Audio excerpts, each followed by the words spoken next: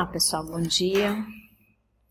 Hoje nós vamos conversar um pouquinho sobre autoconhecimento, por que é importante, né? E a gente tem deparado com uma série de conceitos, de falas, com várias teorias, né?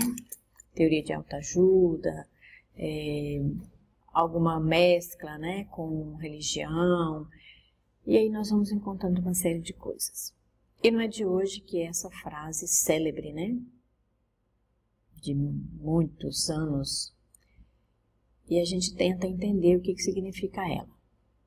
Uns falam que é de Sócrates, outros falam que Sócrates já copiou, que ela fazia parte de um portal, né? De um santuário. Então, histórias é o que não falta sobre essa frase. E por que eu escolhi essa frase? Para a gente poder entender um pouquinho o que é conhecer a si mesmo. E olha que nós temos deparado com pessoas que não sabem quem elas são. E não estou falando de pessoas com déficit de atenção ou com autoestima rebaixada, mas de que no dia a dia nós estamos nos perdendo de nós mesmos. E não foi só por conta da pandemia. Aliás, estamos revendo, né, alguns dados de pesquisa, porque muitas pesquisas confirmaram que não houve um aumento de transtorno mental, ou de depressão, ou de pânico durante a pandemia. Então, estima-se que o fato de termos ficado isolados dos amigos, dos parentes, né, convivido 24 horas com o perigo com risco, né, na verdade, de sermos contaminados e levar a doença para casa, né, então tudo isso, estima-se que não houve um aumento. Mas já estamos, né, revendo essas falas, porque na verdade agora que nós vamos ter um contato com as pessoas, porque nós temos muitos colegas ainda afastados. E a gente está tentando entender se foi pela pandemia, se foi um agravo de saúde independente, se vinham com históricos, né? Mas o levantamento que nós temos feito na Secretaria de Saúde com relação aos afastamentos, são afastamentos bem duradouros, né? E a gente está tentando entender, conversando com essas pessoas, o que as motivou a afastar por tanto tempo por atestado médico. E a gente tem percebido também que durante os processos, né, psicoterápicos, ou qualquer intervenção de acolhimento psicológico, nós temos percebido o quanto as pessoas estão perdidas em si mesmas. Eu não sei mais quem eu sou, eu me desconheço, eu não sei o que está acontecendo. Então, são frases que a gente ouve muito quando nós vamos conversar com as pessoas ou mesmo no consultório de atendimento psicológico. Então, a gente pensou em conversar sobre isso porque nós precisamos resgatar de alguma forma, com a ajuda profissional. Claro que tem pessoas que vão buscar os seus meios de crenças, as suas várias ramificações, né, de ajuda para resgatar esse autoconhecimento. E por outro lado, nós temos percebido também que tem pessoas que definem o autoconhecimento como tipo assim, eu nasci assim, eu vou morrer assim. Isso não é autoconhecimento. Isso é uma percepção equivocada das minhas emoções e dos meus comportamentos, sem a mínima preocupação de se olhar e perceber o que precisa acomodar em si mesmo para que o outro que esteja do meu lado não seja o processo que ele tem que me aceitar como eu sou. Isso não é autoconhecimento positivo, né? Isso é uma autopercepção distorcida daquilo que eu manifesto sem a menor preocupação em me acomodar e perceber o que eu preciso me transformar, o que eu preciso rever para que a minha convivência com o próximo seja harmoniosa. né? Então é bom a gente ter essa percepção clara do conceito do autoconhecimento, de que o autoconhecimento positivo, da autopercepção positiva, eu vou perceber em mim o que é que não está a contento para comigo e nem para com a sociedade e o grupo com o qual eu convivo. Porque senão fica muito fácil, né? O meu autoconhecimento, o outro ser obrigado a todas as minhas intempéries, as minhas alterações comportamentais, as minhas explosões emocionais, porque esse é o meu conhecimento, é o conhecimento que eu tenho sobre mim. Muito pelo contrário, quando eu tenho um conhecimento das minhas explosões emocionais, eu tento procurar ajuda, que seja através da medicação com psiquiatra, que seja um atendimento psicológico, no sentido de eu me perceber e buscar ajuda de como eu lido com isso, né? E aí nós temos várias possibilidades, né? E cada um vai procurar aquilo que melhor se adequa. Mas o que a gente tem percebido? O autoconhecimento, ele dá trabalho. E dá um trabalho terrível mesmo, porque nós já falamos aqui em algumas vezes, né? E buscando os meus arquivos, eu até anotei aqui, em 2017, eu falei, gente, já tem exatamente, né, 5 anos que nós falamos sobre o autoconhecimento infantil. Aquele que começa lá pequenininho, quando a criança começa a perceber o que te satisfaz.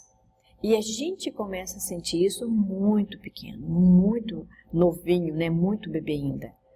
Porque eu começo a perceber nas minhas sensações físicas e nas minhas necessidades físicas e psicológicas aquilo que me satisfaz, daquilo que eu preciso.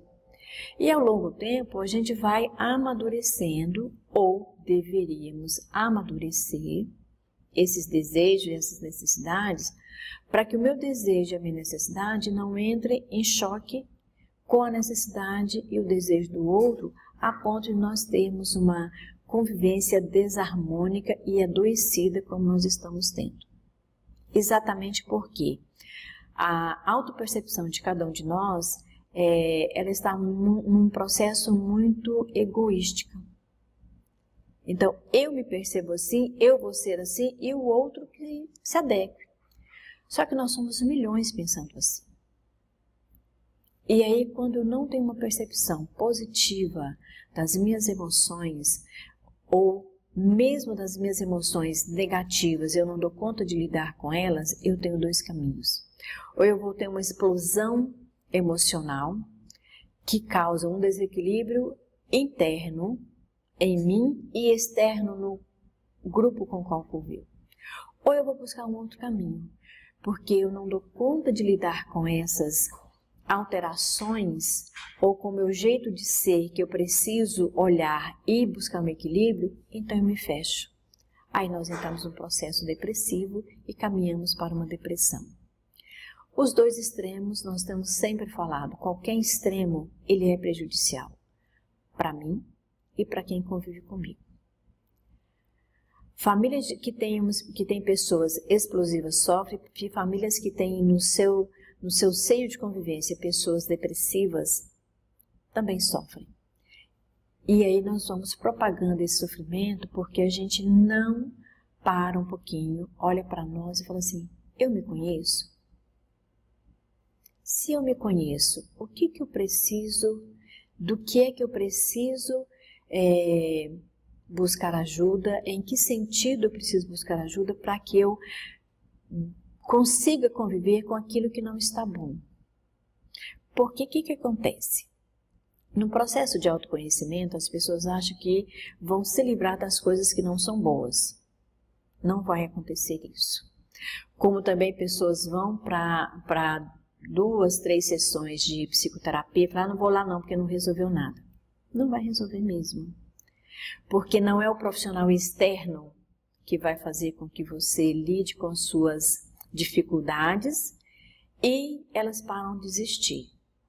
Na verdade, nós vamos num processo de ajuda, de recolhimento, de análise, de autopercepção, para que nós possamos desenvolver modos e maneiras de convivermos bem conosco e com o outro. E esse processo vai ser sempre interno. O externo nos auxilia, o interno é nosso.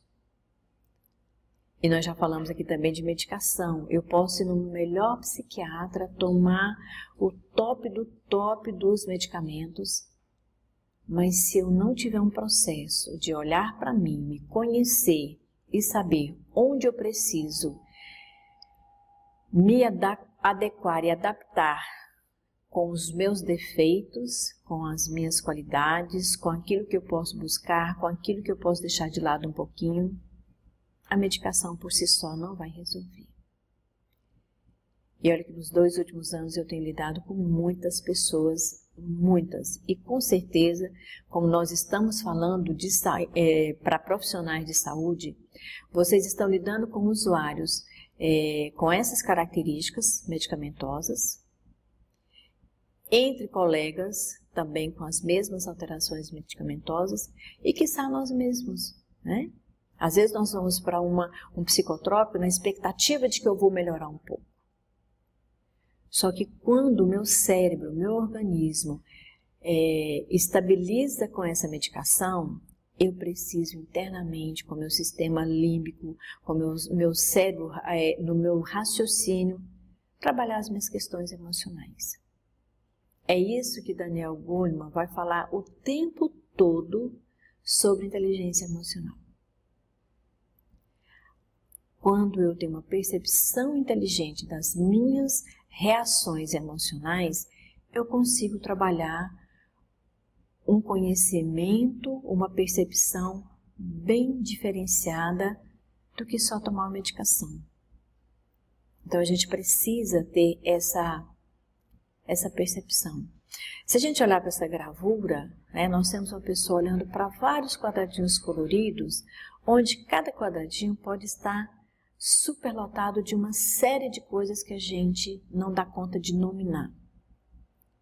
Que são as emoções, são os nossos desejos, as nossas necessidades físicas, psíquicas e materiais. Nós vivemos num mundo cheio dessas coisas.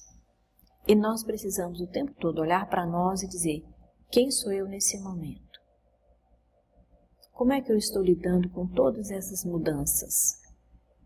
Não só externas, mas internas, porque quando na pandemia 2020 e 2021, eu tive que continuar trabalhando, né, com o usuário que chega sem máscara na unidade, que chega dizendo que está positivado como se ele tivesse ganhado um prêmio, com a falta de cuidado das mães com as crianças, como é que eu lidei com isso?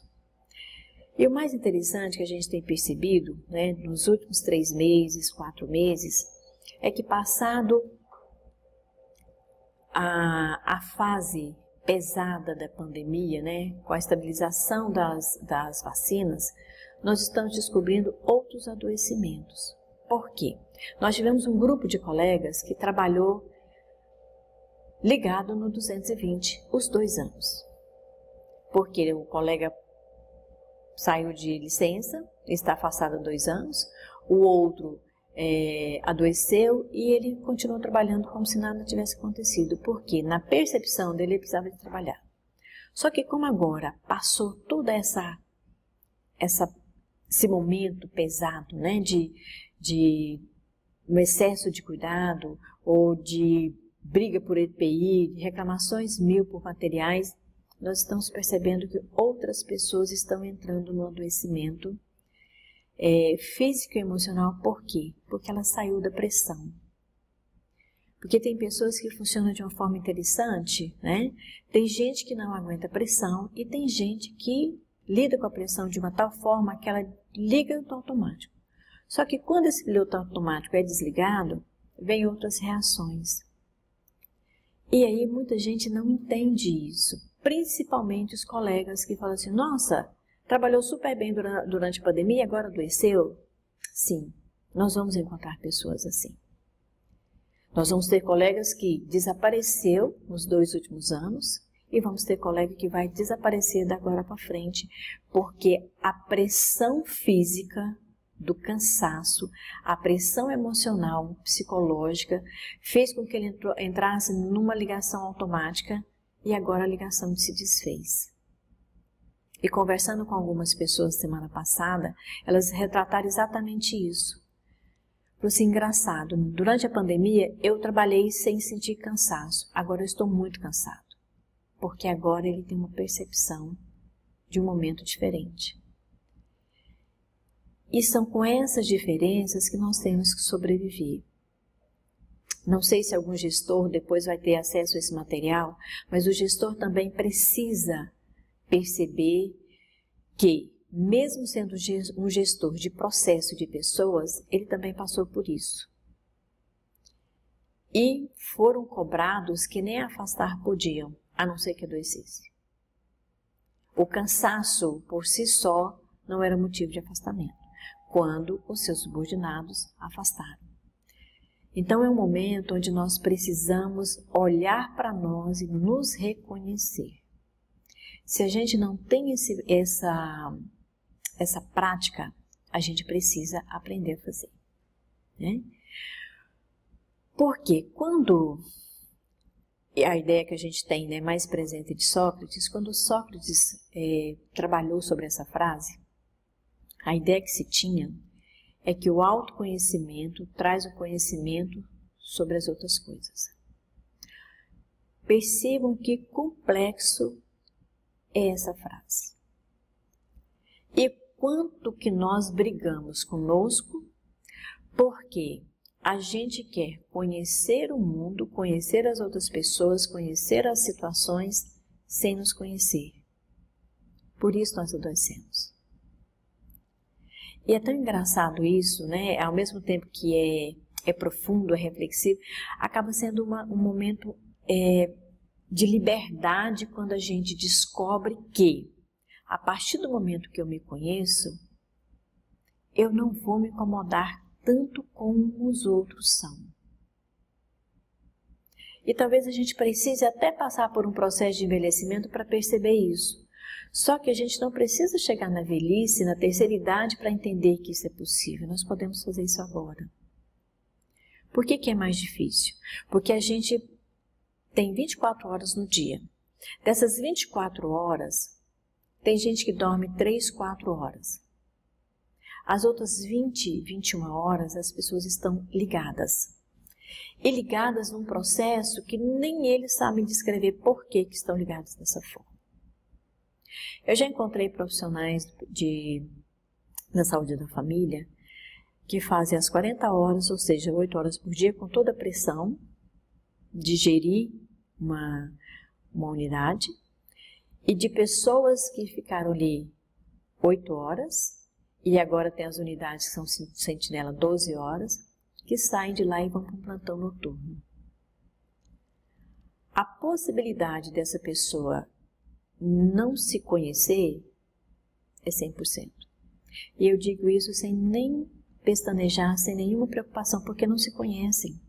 Porque para nós nos conhecermos, nós temos que parar um pouco, termos alguns minutos de olhar para nós e dizer, quem sou eu? Eu não sou a Rosa Maria, 58 anos, servidora municipal da saúde, filha, irmã, tia, madrinha, não são esses papéis. É quem sou eu para mim mesma. O que é que eu estou fazendo com esse monte de papéis sociais que eu assumo a partir do momento que eu nasço, né? A partir do meu nascimento, eu já tenho papéis. Eu já nasço sendo filha, irmã, cidadão, primo, faço parte de uma sociedade. Eu já tenho no meu nascimento uma série de assumência de papéis. E nós vamos crescendo e vamos assumindo os outros. E o papel principal nós vamos deixando para trás, que é o papel da minha relação comigo. Por que a gente vive brigando socialmente e psicologicamente e nos adoecemos? Porque nós queremos conhecer as pessoas, nós queremos determinar os papéis e as atividades que as pessoas têm que fazer, mas eu não conheço a mim. Eu não sei o que eu estou fazendo. Eu sei que eu preciso trabalhar, ganhar dinheiro, pagar a escola do meu filho, ajudar meu marido, ajudar minha mãe, fazer uma série de coisas. Mas aí, quando eu paro para dormir, o meu organismo não entra em repouso. Porque o meu cérebro não teve esse tempo de entrar em repouso. E o meu cérebro vai acabar repetindo as sinapses elétricas, as conexões elétricas, e o meu corpo não descansa. Quando o meu corpo não descansa, eu levanto, eu amanheço, dormi 3, 4 horas, 5 horas, e eu começo o mesmo ritmo. Que tempo que sobrou para a gente se conhecer, para a gente pensar em nós, para a gente fazer um exercício de respiração, um alongamento e olhar para assim, quem sou eu? Atualmente a gente olha para o espelho, para se maquiar, para arrumar o cabelo e vazar no mundo, né? Como dizem os nossos jovens, vazar. E a gente não para isso. Aí a gente chega na unidade, faz uma festinha, ri, conversa, mas isso é superficial. Por isso que as pessoas, quando vão para um processo psicoterápico, elas não permanecem. Porque a psicoterapia vai fazer com que eu paro, me olho, me vejo, me repenso. Aí eu vou descobrir coisas que estavam todas guardadas, que eu não quero conhecer, porque eu não dou conta mais de lidar com elas. Só que uma hora elas vão sair. Elas vão sair no surto, numa doença, num afastamento mais prolongado. E aí o afastamento do trabalho só vai te afastar da rotina do trabalho. Ela não vai te afastar dos problemas, daquelas situações que é você que tem que resolver. Então, conhecer a si para ser a base para conhecer as outras pessoas e o mundo é um trabalho considerável, que toma tempo, que requer as nossas energias, as nossas emoções. E hoje nós temos um agravante maior, né? Com a explosão e com a facilidade das redes sociais, nós acabamos superlotando mais ainda o nosso mundo mental com as informações que chegam num piscar de olhos. Então a gente precisa perceber quem somos nós. Porque todos os dias nós vamos aprender alguma coisa. Como diria minha avó, por bem ou por mal. Por que por mal? Porque eu adoeço. Porque um colega de equipe me faz ver que eu estou errada naquele ponto, naquela opinião, naquele procedimento, naquela leitura que eu estou fazendo de um paciente, na leitura que eu estou fazendo sobre o mundo. E isso é um aprendizado. É fácil? Não, é sofrido. Porque às vezes quando alguém mostra para nós assim, escancaradamente, algo que nós não queremos perceber em nós, é um processo sofrido. A gente fica de mal, vai para casa com raiva, não quer conversar mais com o colega, mas é porque ele percebeu algo que está atrapalhando a convivência que a gente não percebe. Ou que a gente percebe e diz assim, ah, mas eu sou assim. Que bom que nós somos assim. Mas é melhor ainda quando a gente consegue perceber que esse meu jeito de ser não está sendo melhor nem para mim, nem para o outro. Porque quando nós confirmamos nós somos assim, né, eu sou assim, eu posso estar confirmando as coisas boas, mas também estou confirmando aquelas coisas que eu preciso aperfeiçoar para que eu tenha uma boa convivência. E às vezes eu não consigo. Porque como nós falamos, a criança começa muito cedo a se perceber. Se eu, adulto, que convivo com essa criança, não tenho uma percepção positiva ou adequada ou em processo de aperfeiçoamento, porque nós aperfeiçoamos todos os dias, a todos os momentos, eu também não vou dar condição para essa criança ter um autoconhecimento positivo. E a gente já falou disso várias vezes, né? Se eu tenho um ambiente que não é propício ao bom desenvolvimento, ao desenvolvimento satisfatório e adequado, eu vou ter adultos mais adoecidos. E nós estamos vivendo isso.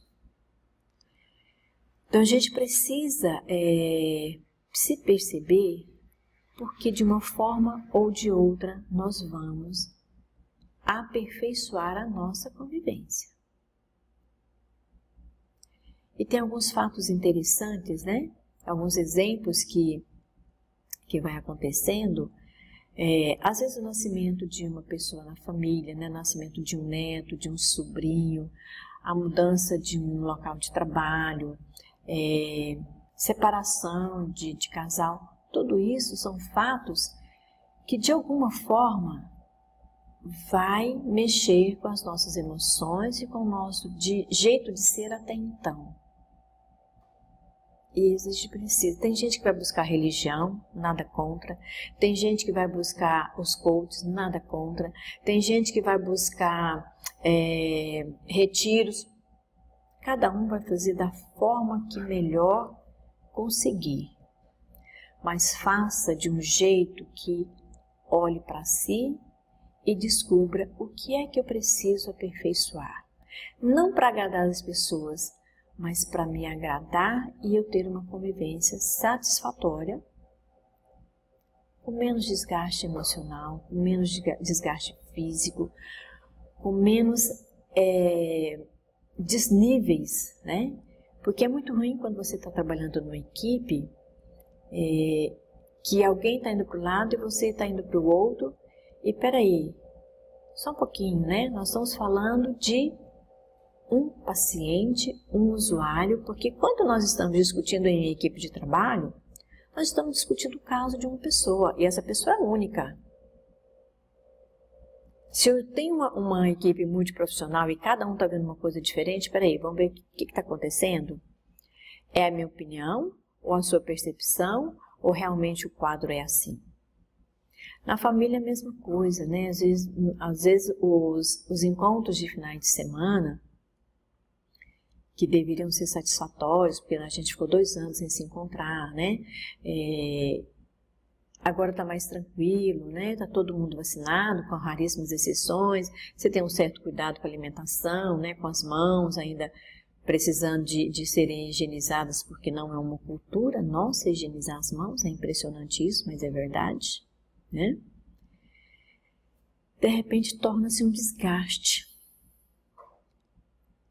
Porque cada um tem uma percepção diferente de uma mesma pessoa e daqui a pouco o encontro final de semana vira uma discussão. E cada um vai embora desgastado de uma forma diferente. Então, quando a gente se conhece, quando a gente olha para peraí, eu estou discutindo isso por quê?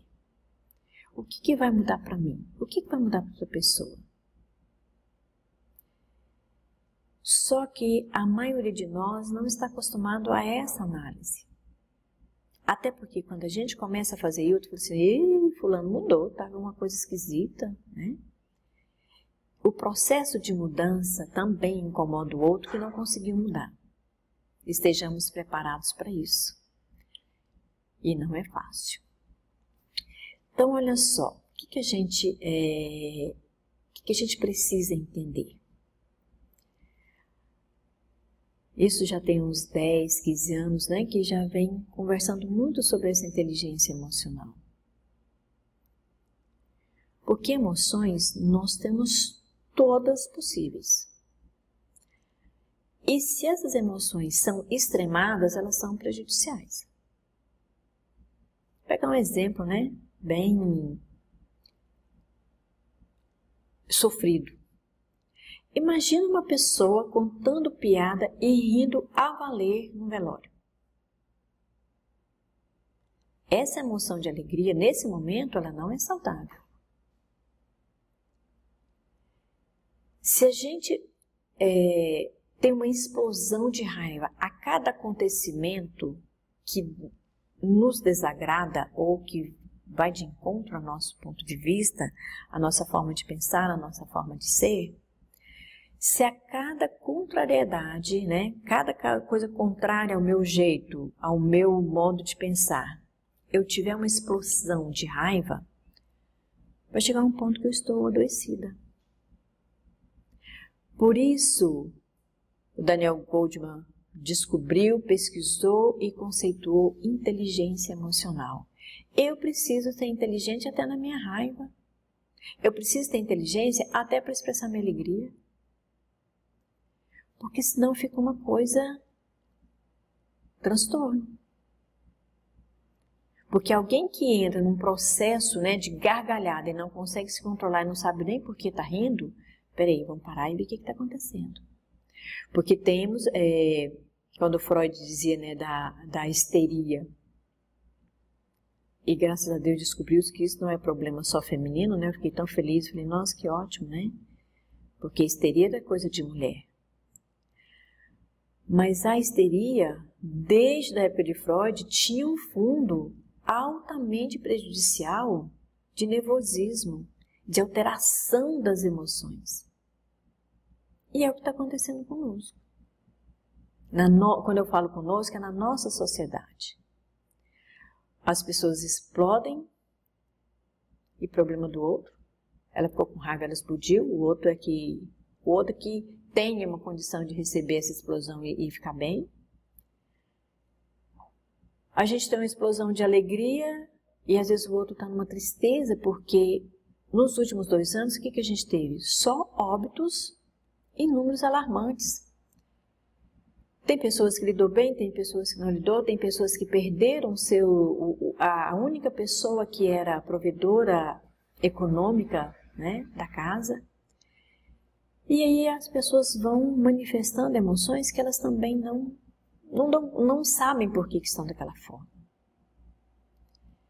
Por quê? Porque nós passamos por um processo de tristeza e de melancolia muito profundos.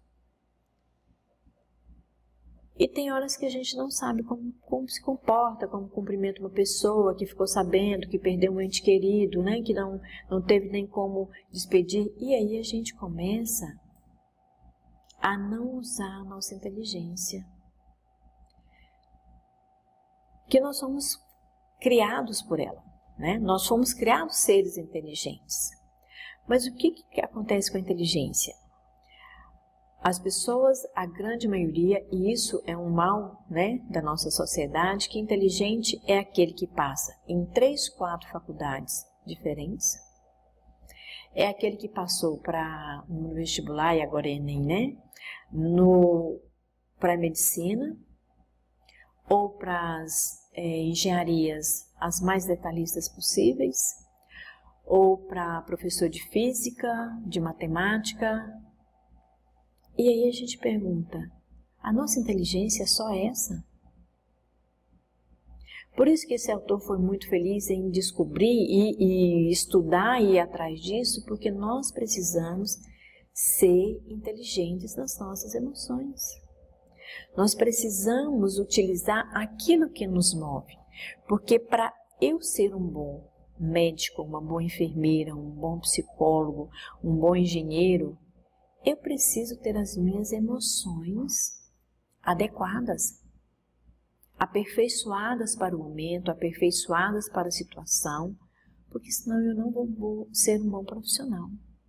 Aquela inteligência que é numérica, né, inteligência global, generalizada, ela não vai ser o suficiente se eu não lidar bem com as minhas emoções e com o paciente que me traz uma emoção alterada.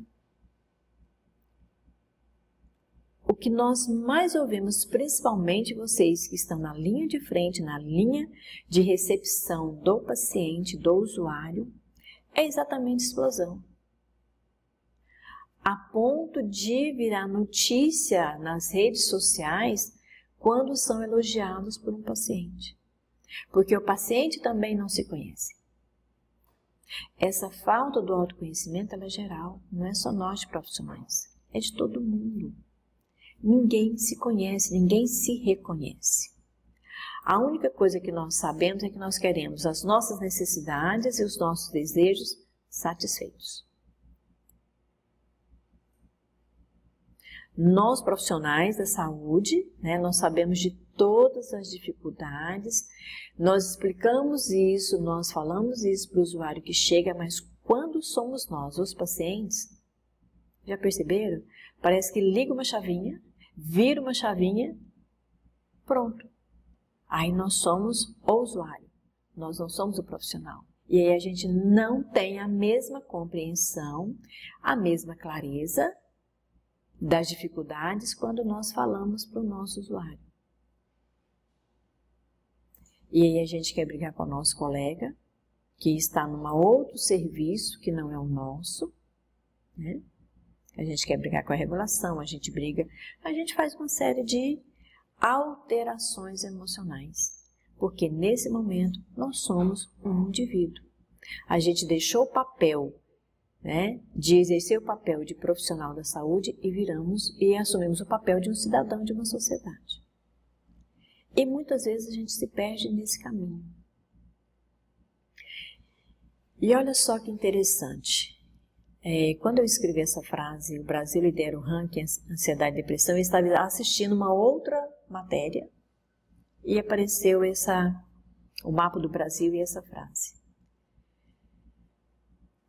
Porque todos nós, né, e até o pessoal, as pessoas de outros países falam que o Brasil ainda é um país muito bom de se viver. Tanto que o povo está vindo para cá, né? Só que aí nós tivemos vários impactos socioeconômicos exatamente por essa entrada de outras pessoas, sem nós termos estrutura adequada. E por isso que eu disse que estão sendo revistos a questão, a pandemia não piorou os casos de depressão e ansiedade. Por quê? Porque nós estamos numa liderança negativa. Porque o país que é um lugar bom para se viver, um país onde todos são acolhedores, todos são hospitaleiros, não era para nós termos esses dois transtornos graves. E por que são os dois? Porque a ansiedade é um processo que, quando ela não é percebida e tratada inicialmente, ela vai chegar numa depressão. Porque eu vou gastando tanto a minha energia psíquica num processo de aceleramento, de aceleração, de querer tudo, de ficar naquele, que eu vou desgastando, né?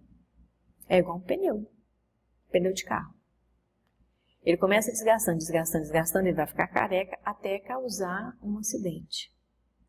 E as nossas emoções são assim. Se eu não tenho uma percepção das minhas emoções e vou trabalhando isso, e vou percebendo isso, e busco ajuda, vai chegar uma hora que eu não falo assim, não dou conta mais. E o não dou conta mais é a depressão. É igual quando uma pessoa está num trabalho, né, numa equipe, numa unidade de saúde, que fala assim, eu não dou conta, eu cansei. O que acontece? Os atestados psiquiátricos. Só que isso tem que ser trabalhado. Se eu afastei daquele local que está me causando mal, eu tenho que olhar para mim e falar, peraí, então o que eu vou fazer agora? De que forma? Eu vou pedir remoção, eu vou conversar com alguém, eu vou ver por que eu não aguento mais esse trabalho, o que está acontecendo. Até porque esse trabalho da saúde da família, ele tem toda uma implicação socioeconômica, né? Que a gente sabe disso com relação a verbas, e aí vai criando um bolo de proporções gigantescas que daqui a pouco eu não volto mais para o trabalho. E aí eu não volto mais para o trabalho da saúde da família, mas também não dou conta de outro trabalho que exija assistência. Que é todo o trabalho da saúde da família. Assistência. Visitar, conversar, ouvir, encaminhar, fazer uma série de coisas. E nós estamos perdendo os nossos colegas de trabalho. E às vezes isso me entristece, porque ao longo dos anos, né, já que nós podemos aposentar com 30 anos de contribuição, 30 anos de concurso, o que está acontecendo? As pessoas estão descendo, faltando 10, 15 anos para a aposentadoria. E aí Eu fico me perguntando o que fazer para ajudar essas pessoas e o que fazer para que elas despertem que precisam de saúde. Porque às vezes a gente também quer ajudar, mas a pessoa não despertou que ela precisa de saúde. Que também é um desgaste da inteligência emocional. Porque quando eu sou inteligente para alguma coisa, eu falo, opa, peraí, eu vou ali saber como é que funciona. Não é assim que a gente faz com receita? Né? Porque comida é bom a gente fazer comida, a gente se alimentar. Então a gente vai descobrir receitas novas. Por que a gente não faz isso conosco? Com as nossas deficiências? Porque nós somos deficientes. A gente só precisa descobrir como é que nós vamos trabalhar com elas. Nós não somos 100%. Se a gente quiser ser 100% em tudo, nós não vamos conseguir. E aí o sentimento de que eu não vou conseguir ser 100% em tudo faz com que eu perca aquela, ou diminua a habilidade ou a autocrença daquilo que eu posso ser 100%. E é isso que a gente precisa aprender e apreender para que a gente não desanime de nós mesmos. Porque desanimar de nós mesmos é zerar o nosso autoconhecimento. É nem querer saber daquilo que eu dou conta de fazer. E tem coisas que a gente dá conta de fazer, sim. Então, tem algumas coisas que eu preciso tomar conhecimento. Eu preciso olhar e falar assim, eu não dou conta de fazer isso. E não é depreciação nenhuma, não é diminuição eu dizer eu não dou conta de fazer isso. E a cada dia que passa, o nosso trabalho está exigindo mais isso. E a gente vai até chegar uma hora que a gente não dá conta. Então, o que a gente precisa saber sobre quem sou eu? Autoconhecimento sou eu mesmo. Eu preciso me conhecer, minhas limitações, as minhas habilidades, o meu potencial para lidar com as limitações. Dentro das limitações, o que eu dou conta de aprender ainda? O que eu dou conta de fazer? Saber das minhas competências e das minhas fraquezas. Eu preciso saber que eu sou fraca em alguma coisa. E isso não é demérito. Porque nós fomos criando uma sociedade onde tem que saber fazer de tudo e a gente não consegue saber fazer tudo. Não consegue. Dentro da área da psicologia, tem coisas que eu não consigo fazer. Uai, mas você não é psicólogo? Sim. Uai, você não é enfermeiro? Sim. Mas tem coisas que você não vai conseguir fazer. Até porque dentro de uma formação acadêmica nós temos um leque imenso de coisas que nós podemos aprimorar e tem coisas que a gente não vai perceber com capacidade, habilidade para fazer. Ok? Tem técnicas de enfermagem que não vão ser instrumentadoras cirúrgicas. Beleza. Então a gente precisa conhecer as nossas competências, mas também conhecer as nossas fraquezas. E não ficar na preocupação de substituir cada fraqueza por uma competência, que às vezes eu não vou conseguir. E na minha vida, eu não vou conseguir desenvolver uma vida de 70, 80 anos, uma vida produtiva até 60, 65. Tem gente que tem condição de prolongar, que agora a aposentadoria compulsória foi para 75 anos. Se der conta de aos 75, ótimo. Mas se eu, por algum processo de adoecimento, for necessário me aposentar por invalidez para o trabalho, eu posso usar o meu potencial e as minhas habilidades para desenvolver outra coisa. Crochê, bolo pote, jantinha. É isso que nós precisamos conhecer em nós. As capacidades que nós precisamos ter para tomar decisão. Tem gente que vai contribuir os 15 anos, que é o mínimo para aposentar, e vai aposentar. É o que dá conta. Nossa, você está tão jovem. Até porque para ter 15 você precisa ter 52 ou 60 anos, né? Depende aí da leitura que cada atitude de seguridade vai fazer. Então a gente precisa alinhar a nossa vida todos os dias. Todos os dias. E a gente precisa ter um tempo para fazer isso. Ah, mas eu não tenho tempo. Precisa fazer, porque senão vai entrar no processo de depressão para poder ter tempo para fazer. Então, algumas coisas, né, não são receitas. Eu não gosto dessa coisa muito de receita, porque funciona para uns e para outros não. Mas são algumas diretrizes ou algumas atividades que faz com que eu vou me percebendo aos poucos. O que me deixa feliz?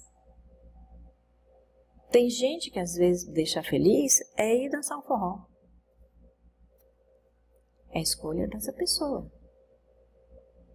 Agora, o que me deixa feliz, eu preciso de ter um autoconhecimento positivo, porque o que me deixa feliz não pode deixar o outro infeliz. Isso é bastante interessante. É importante a gente lembrar disso. O que me deixa feliz não pode deixar o outro infeliz, porque senão eu não tenho conhecimento, um autoconhecimento legal sobre mim. E tem gente que não consegue saber o que ela tem de bom para se admirar. É claro que eu não posso ser narcísica, mas eu também não posso ser uma pessoa que eu não encontro nada em mim que eu admire. Eu não estou falando do físico. Ah, não, eu sempre fui gordinha. Tá, você sempre foi gordinha. Enquanto gordinha, o que você admira em você? Ah, eu sou baixinha, só tenho 1,55 m. Beleza, o que você pode fazer com 1,55 m de estatura? São essas questões que a gente precisa se fazer.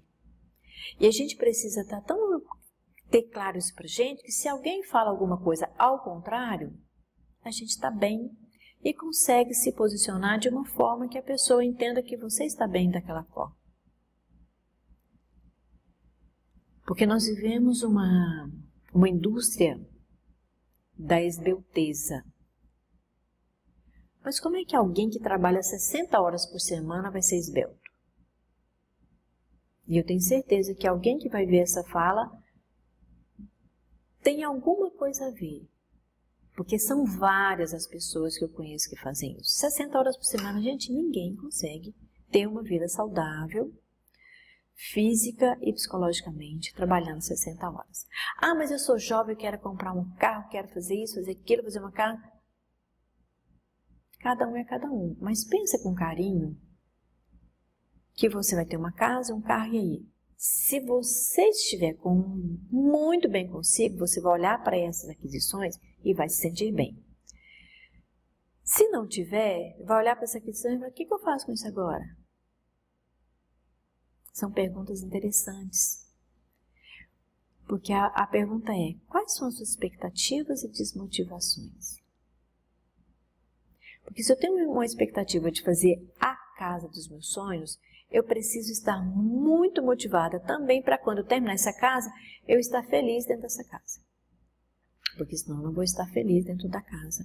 Se eu não souber o que eu admiro em mim, por que eu estou trabalhando 60 horas, por que eu compro o plantão de todo mundo. Vai chegar uma hora que você está extenuado, né? E isso estou falando só do trabalho. E lá em casa, como é que eu faço 3, 4 plantões seguidos? Como é que eu saio de uma carga horária de 8 horas e vou para um plantão, no outro dia eu chego? Que hora mesmo que eu estou vendo minha família? Ah, não, mas eu tenho 2 noites de folga, beleza?